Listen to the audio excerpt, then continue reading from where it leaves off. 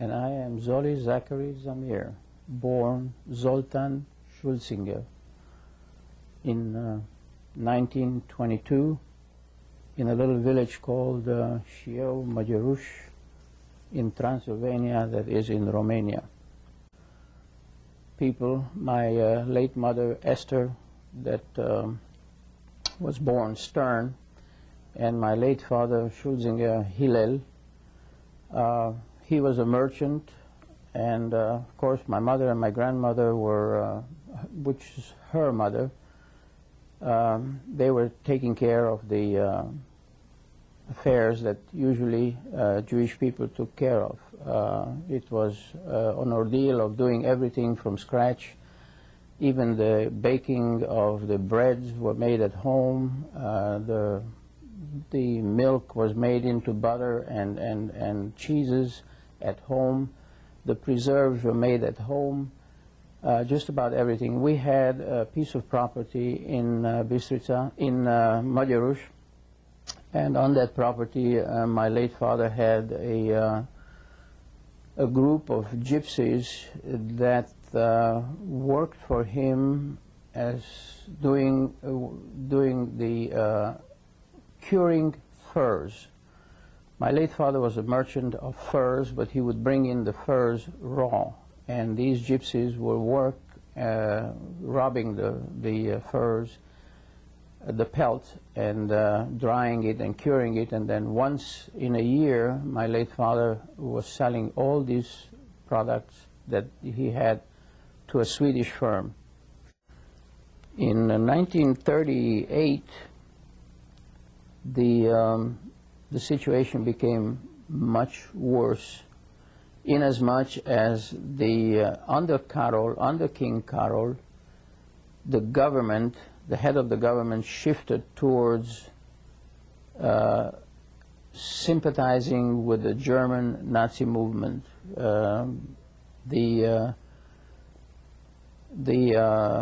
Prime Minister, and from the Prime Minister down, majority of the government was anti-Jewish. They started sympathizing a lot with Germany. I was at the time the only provider to the family because my mother's license was taken away. My brother couldn't find a steady job. I was the only one that was really providing for the family from the earnings that I earned at Grand Hotel as a lift boy. A lot of German civilians, engineers and merchants and all kind of business people were pouring into Romania and taking the best hotel rooms and the best pension rooms. And a lot of people, of course, didn't understand. I didn't understand what is going on. But actually what these people were the so-called fifth column, which were civilians sent in by Germany, and they had their uniforms in their suitcases. And at a given opportunity, at a given time, when they were told to, that's it, you finish with your civilian clothes, put on your uniforms. And that's what happened. At the hotel, there was an inspector, a police inspector by the name of Puiu Alimanescu, who was single, and he stayed in one of the rooms at the hotel as a steady customer. Mr. Diamant, who was my superior, was very friendly with Mr. Alimanescu because he was sending me over to the police station, which was not too far from the hotel, just about a half a block away, and securing visas, extension visas for foreigners to stay in Romania. And whatever the cost was, of course, part of it was Mr. Diamant's commission, and the other part went into an envelope with the passport, and I was called by Mr. Diamant. Anyhow, Mr. Diamant was using me as a messenger for most of his dealings, or probably all of his dealings with Mr. Puiu Alimanescu. And this went on for 2 years probably, a year and a half to 2 years. I was over at the police, at Mr. Alimanescu's office maybe 3, 4 times, sometimes 5 times a week, sometimes even 6 times a week. But when the Wehrmacht came in, the first thing they sent up was army to take over the oil fields of Ploiești. Ploiești is not too far from Bucharest. They came into Bucharest with an agreement, and believe it or not, the Grand Hotel Lafayette became the headquarters of the Deutsche Wehrmacht in Romania. Well, I think the hotel had a total of 4 or 5 stories. They took 3 stories out of that, and they said, this is going to be our offices. We're going to put our offices in here.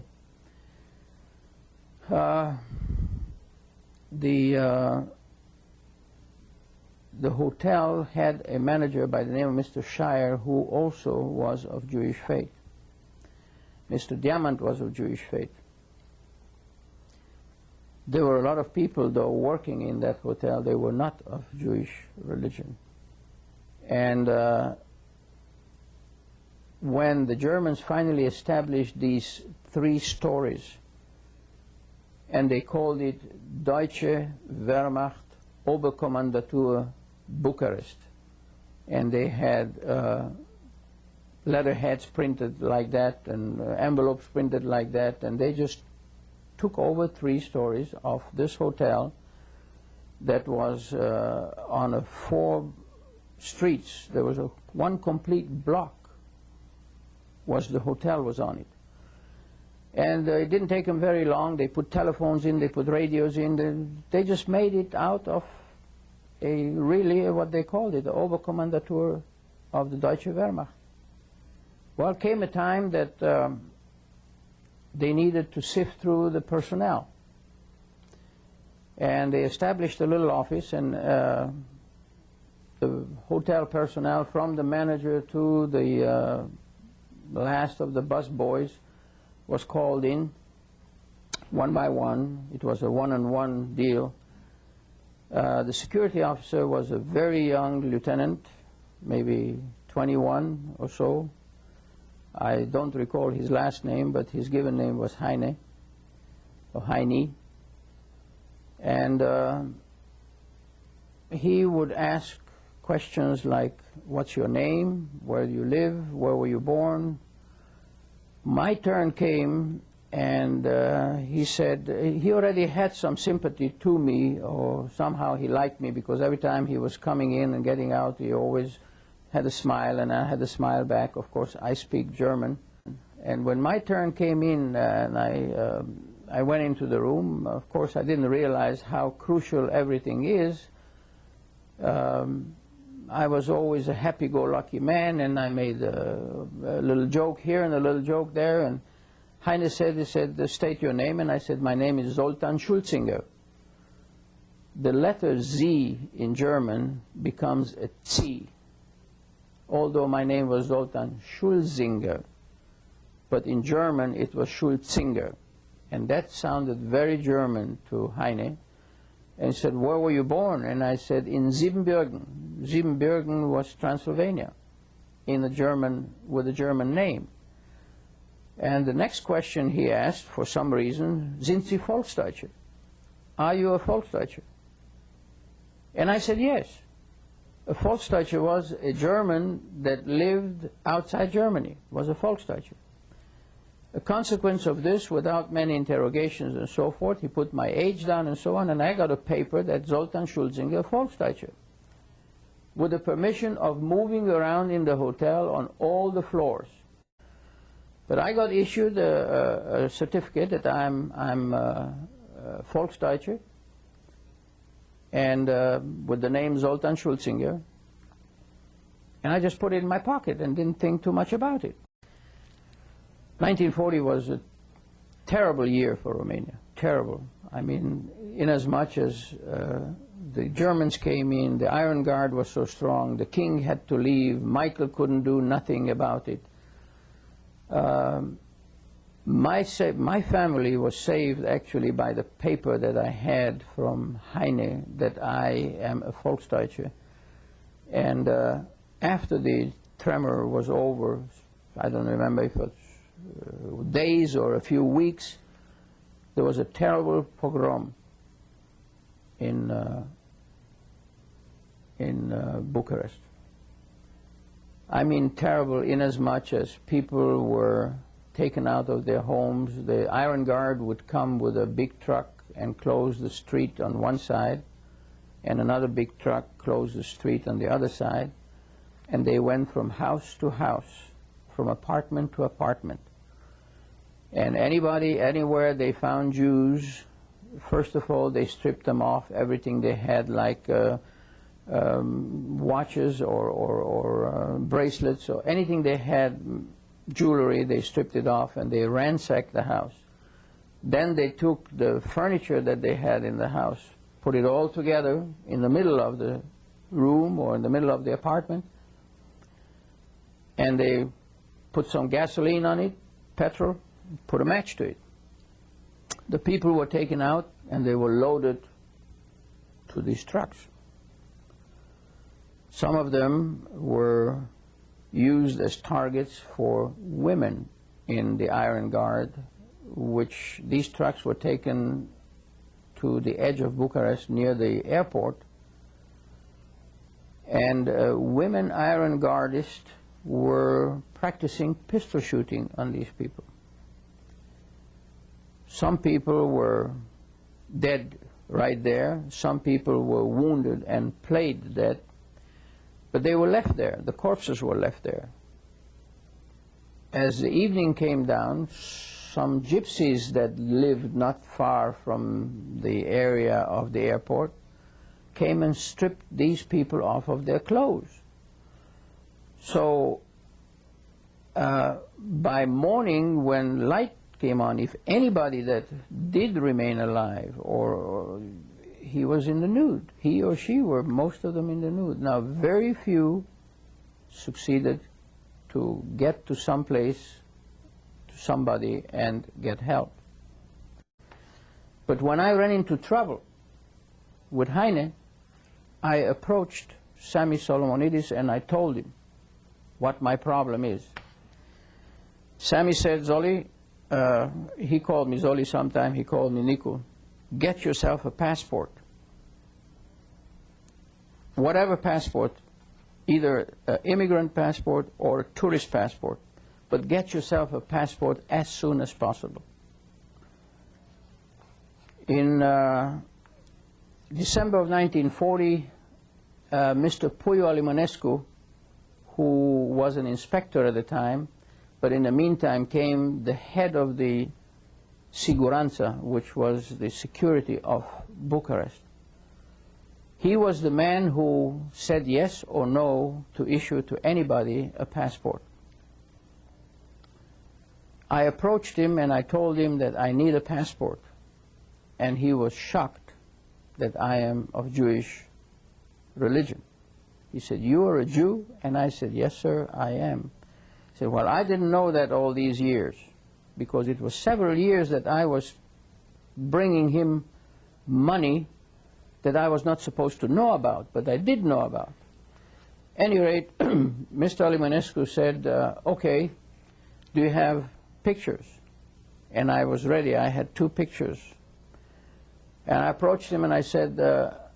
Alimonescu, I need a passport to say 17 years old, not 18. I was 18 by then. He said, what do you mean, you dirty, filthy Jew? You want me to falsify a passport for you? And he didn't elaborate too much, but he said, I'm going to give you a passport. And I'm warning you right now, if you do any kind of alterations in that passport, I'm going to throw you in jail for the rest of your life.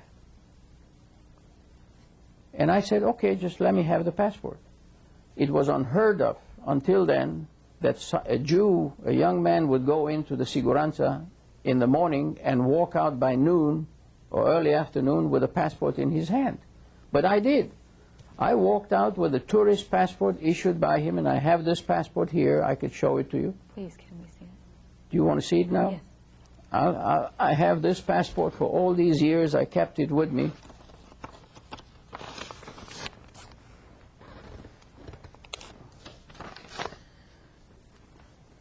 This is the passport.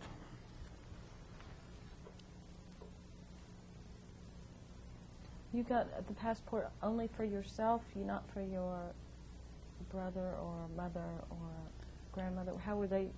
Only for myself.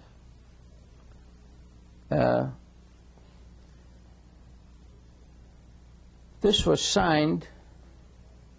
Here on the bottom you can see this is his signature, Puiu Alimanescu.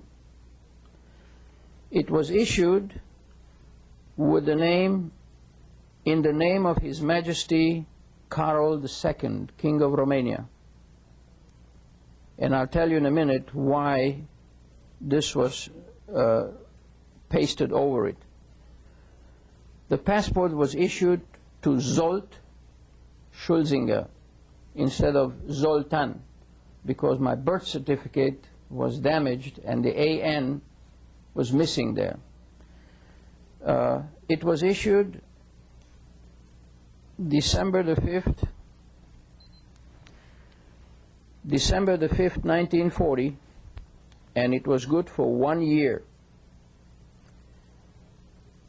I handed this passport over to Mr. Sami Solomonidis, and he handed it over to Mr. Moshe Orechovsky, who later I found out they were involved in organizing a youth aliyah to take out approximately 200 young Jewish boys and girls from Romania. It was permitted by the Germans because the Jewish American Joint paid for us. The Hadassah organization, with Mrs. Henrietta Sold as the head of the Hadassah organization of the Youth Aliyah, literally bought 200 boys and girls from the Germans or the Romanians or combined, and Mr. Orechovsky was in charge to put the departure of this Youth Aliyah together. Well, I took the passport, and the first thing I did, I went and hid in the hotel reading room and took a little writing pen that you need to dip into ink to write with it. And I erased a part of the 8 on each side, top left and bottom right, and I went over with my ink on that whole page, and I inserted next to where it says 17 years, I inserted 1923. Zoly. I'm telling you this because after I did that, immediately I handed my passport to Sami Solomonidis. In turn, he handed the passport to Moshe Orechovsky. In turn, as a consequence of that, the 199 immigrating passports of the Youth Aliyah and this one, which was the number 200 passport, were sent to different consulates. First one was the British consulate in Bucharest, where they issued an entry visa to Palestine.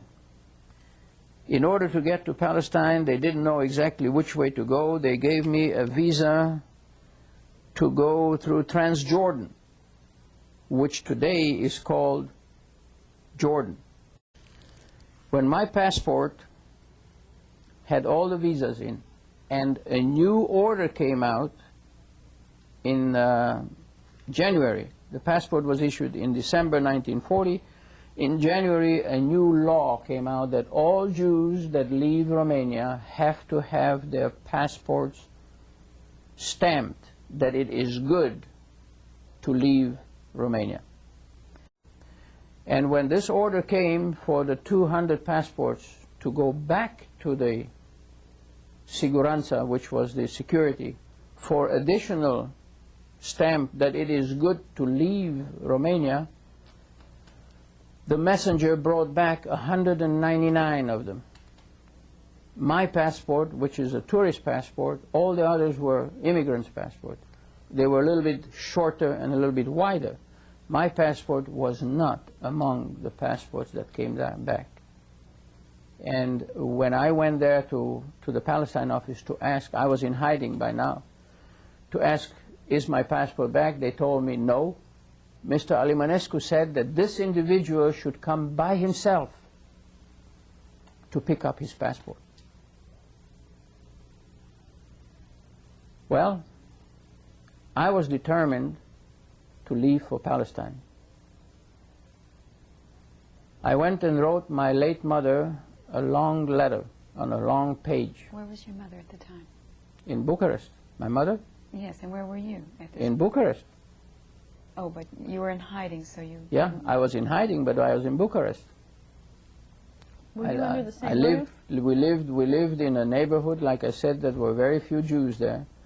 It was my brother, my mother, and my grandmother, my mother's mother, lived in the same apartment. I was determined to leave. I love my mother very dearly. So she knew that I am planning to go to Palestine.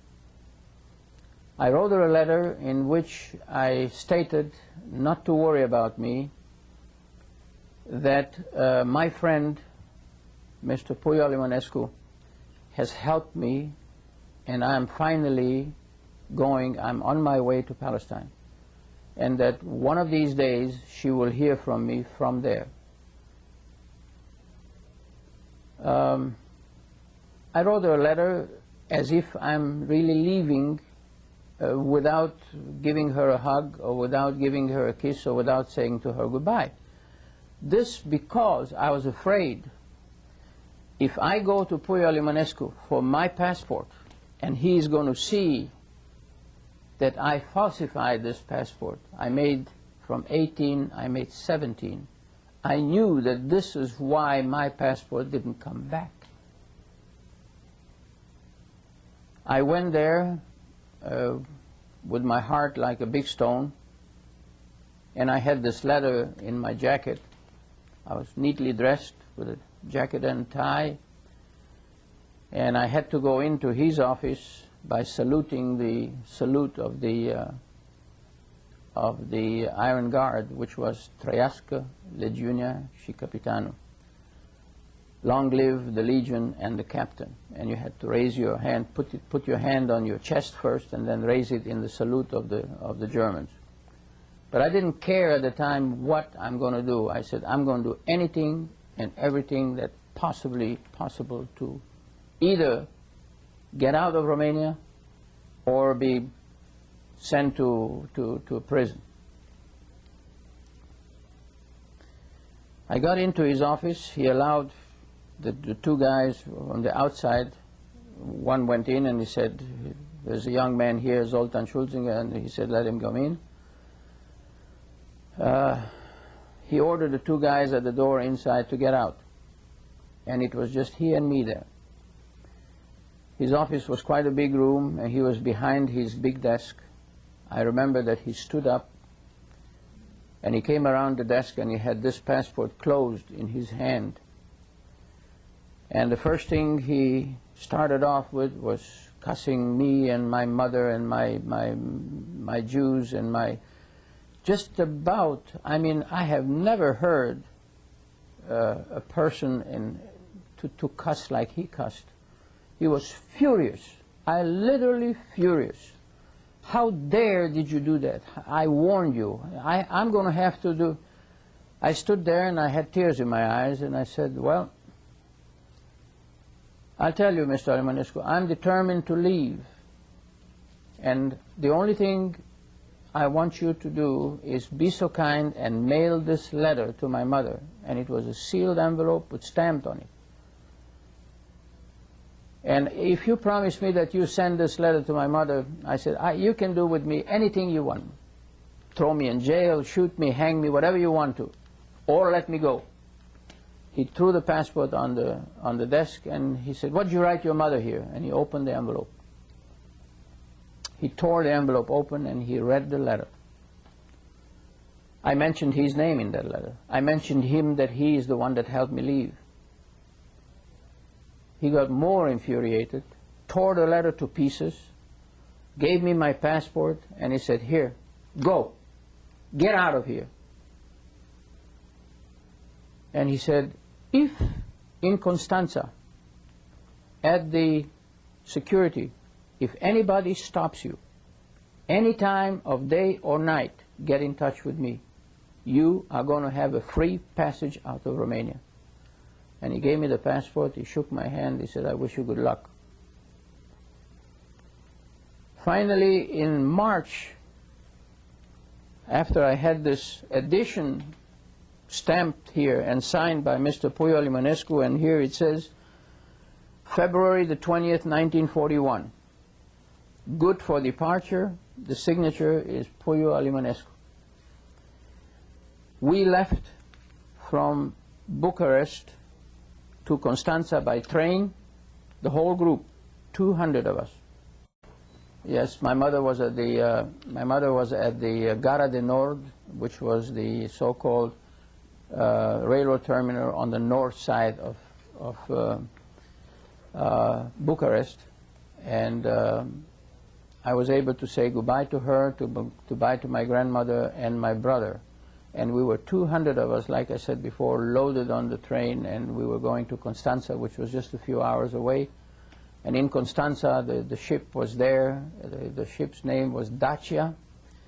And when everybody was on ship, it was very early in the morning by now, we sailed away to Istanbul.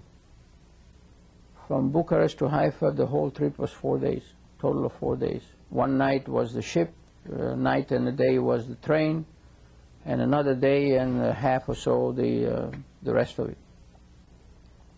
Well, the Jewish agency that knew about our coming, they already, from Ras Al Nakura, they had already the people there to try and take care of these 200 boys and girls.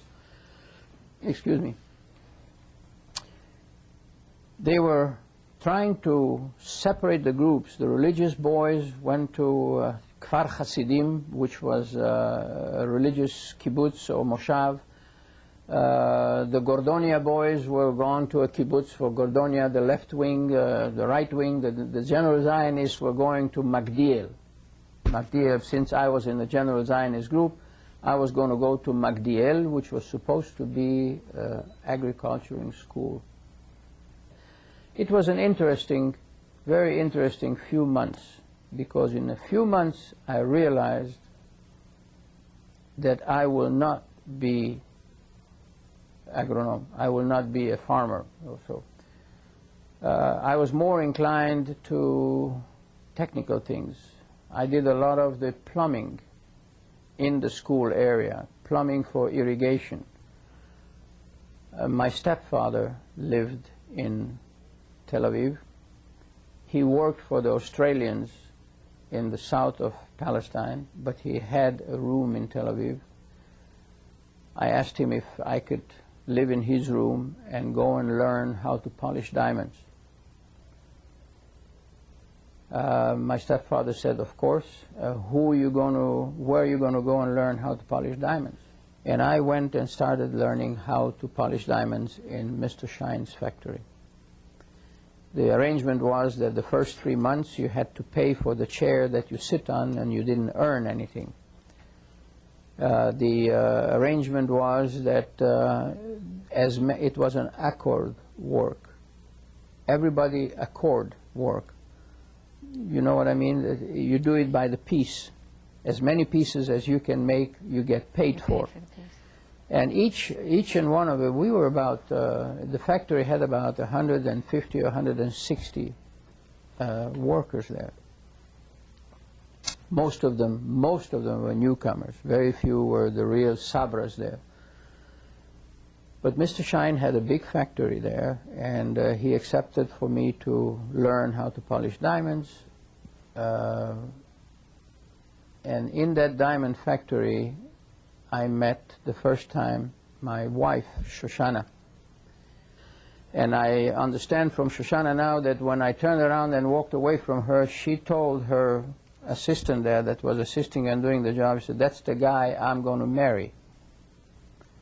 sure enough, several years later, How long? we How got many married, years later? and we are married now 47 years.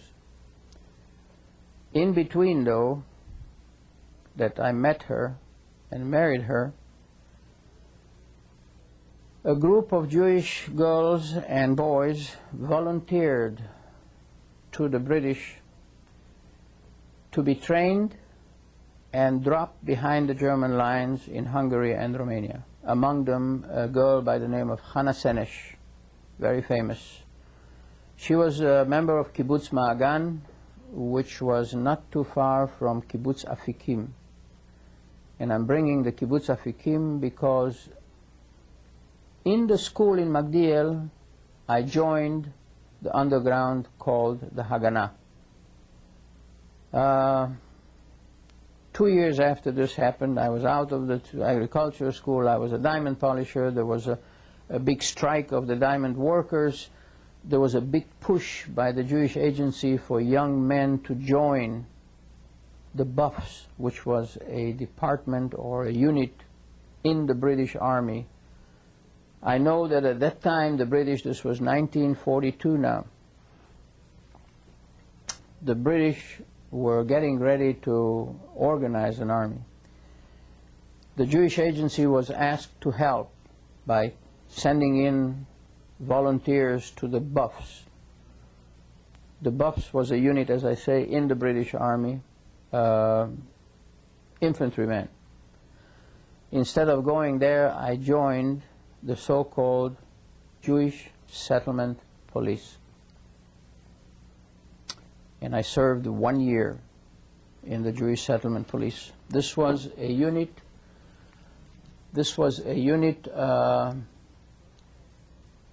trained by the British, paid by the British, lodged by the kibbutz, because the Jewish Agency asked them to lodge these people.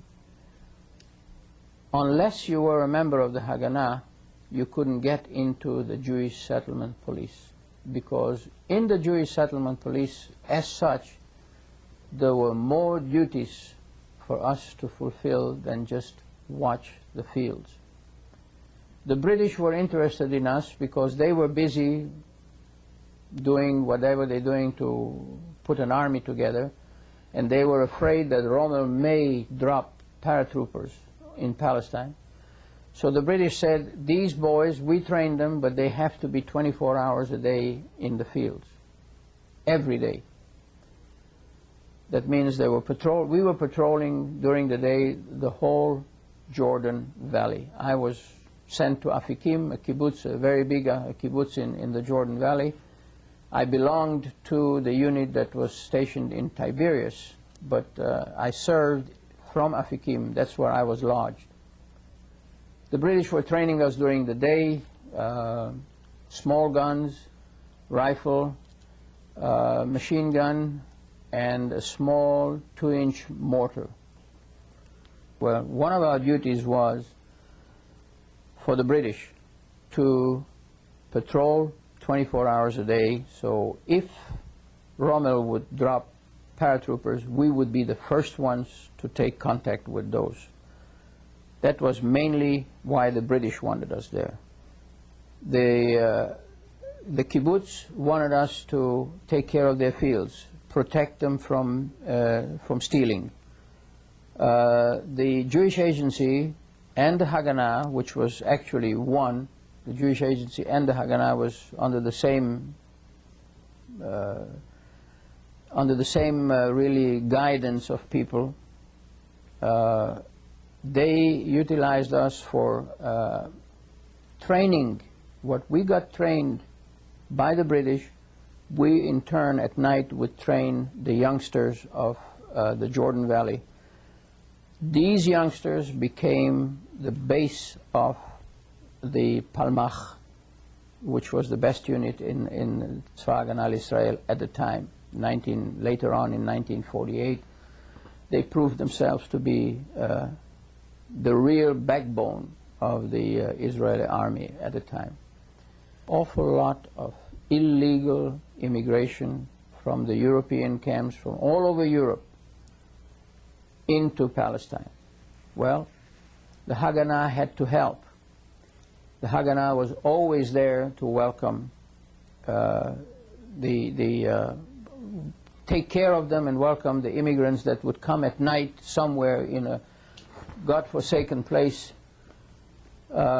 They were landing there with little boats and immediately dispersed and immediately given some falsified papers or to Dot Zehut, what they call identity cards, that they are long-time residents.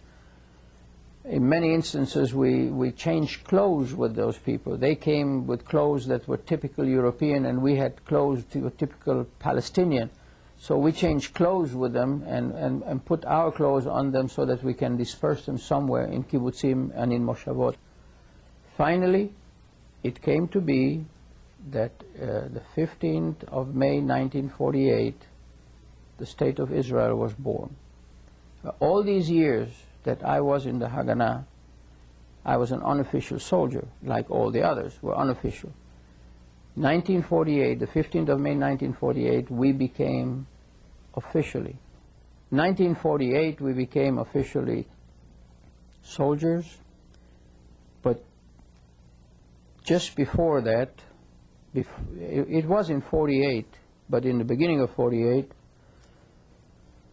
my brother David made it to somehow to Cyprus on one of the illegal ships.